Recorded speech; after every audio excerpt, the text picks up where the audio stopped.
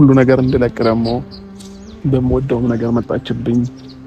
ልጄን ይዛልኝ መጣች። ልጁን ሳይ ልጅ ያለአባትና ያለእናት ማደግ የለበትምና መወሰን አለብኝ። አብርሃም በቃ ዙሪያ ላይ ያሉትን ነገሮች አስወግደክ ከሩታ ጋር መሆን አለብህ የሚለውን ነገር ለራሴ መንገድ ጀመርኩኝ ማለት ነውና ከሩታ ጋር መሆን መረጥኩኝ ማለት ነው።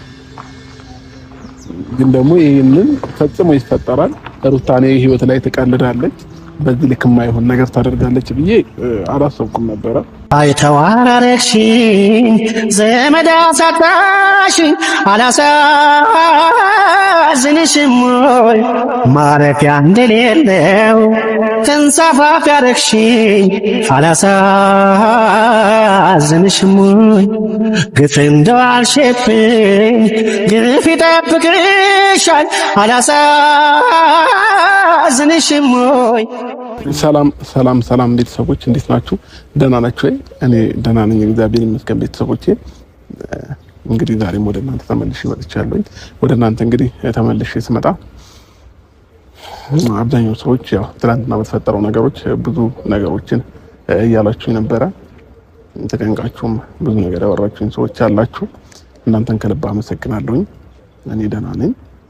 ያው የተፈጠረው ነገር ልክ ለእናንተ እንግዳ እንደሆነ ሁሉ ለኔም እንግዳ ሆኖብኛል። ነገሮች ግራ እስከሚያጋቡኝ ድረስ ማለት ነውና የሆነ ሰዓት ሁላ ህልም እስከሚመስለኝ ድረስ ማለት ነውና እያንዳንዱን ነገር አምኖም መቀበል እስኪያቅተኝ ድረስ ከራሴ ጋር አልነበርኩኝም። ትንሽ ሰረጋጋ ነው ወደ እናንተ ተመልሼ የመጣሁት ማለት ነውና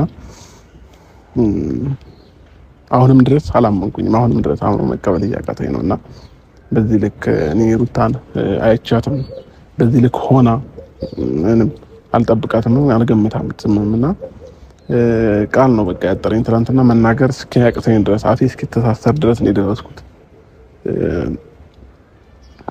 አንዳንድ ጊዜ እንዴት ነው 100% የምትተማመኑበት ሰው አለ አይደለ?